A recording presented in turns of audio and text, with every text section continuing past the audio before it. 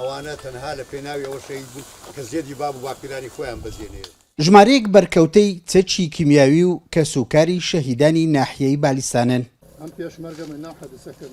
31/7/1988 ڕژێمی بەعەز بۆ جاری دووەم کیمیابارانی کونەسی خوڕی کرد لە ناحیەی بالیسان بەو هۆیەوە ژمارەیەک هاوڵاتی سڤیل و گونوشین لە ژن و منداڵ شەهید بوون. إنا لله وإنا إليه راجعون.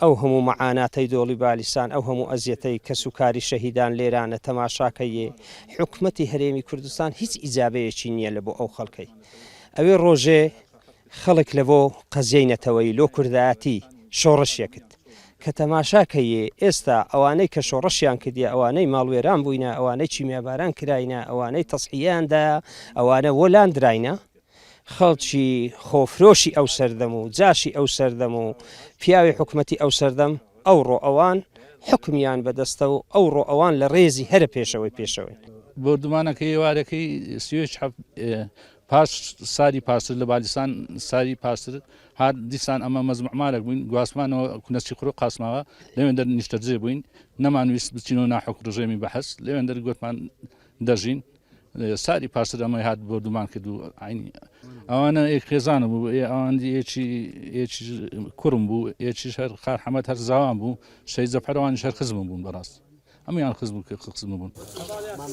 لەسەر ڕۆژی کیمیابارانکردنی بالیسانی سنووری خۆشناوەتی کەسوکاری شەهیدان و بەرکەوتوانی چەکی کیمیاوی نیگەرانن لە بڕیارەکەی حکوومەت بە ناوی چاکسازی لە بڕینی هاوکاریەکەیان زیاتر لە 350 بەرکەوتەی چەکی کیمیاوی ئێستا موچەکانیان بڕاوە.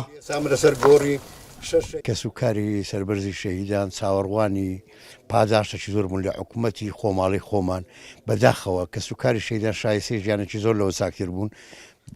ئێمە دەبینین لە سنووری ناحیەی بالیسان بە تایبەتی لە دوای تێکەڵاوبوونەوەی دوو ئیدارە و شەڕی نەگریسی ناوخۆ ئەو منتیقە پەرامۆشکرایە لە ڕووی خەدەمات و خزمەتگوزاریەوە. ئەم لە کابینەی هەستان بەم ناوی چاکسازی منحی بەرکەوتوانی چەکی چیمیان بڕی کە کۆمەڵی خەڵکی ماروێران و ینی خەڵکی قوربانی دەر و شەهید و کەسوکاری شەهید و ئەنفال منحەیەکی 400,000 بپلۆت پێداویستی و دا و دەرمان ینی لە خۆیان بەکاربین بەڵام حکوومەت بەناوی پاساوی چاکسازین من لێرە پێیانەڕێم چاکسازی لە خوێنی شەهید چاکسازی لەو کەسانێک کە خۆیان کردە قوربانی لە وڵاتە چاکسازی لەو کەسانە کرێ کە ڕۆژانێک ینی هاتن خوێنی خۆیانە ڕێش لۆی حکوومەت و پەرلەمانێکی هەرێمێک بەرهەم بێ کە تێدا حسێنەوە. 35 ساڵ تێپەڕ دەبێ بەسەر کیمیابارانکردنی کونەسی خوڕ لە ناحیەی بالیسان بەو هۆیەوە 6 کەس گیانی لەدەستدا 23 کەسیش بریندار بوون. تێکڕای بریندارەکان لە ناحیەی بالیسان بەهۆی کیمیاباران زیاترە لە 555 کەس تا ئێستاش بەدەست ئازاری جەستەیانەوە دەناڵێنن 268 کەسیشیان گیانی لەدەستداوە. ئیسماعیل عوسمان، کورسات نیوز، ناحیەی بالیسان.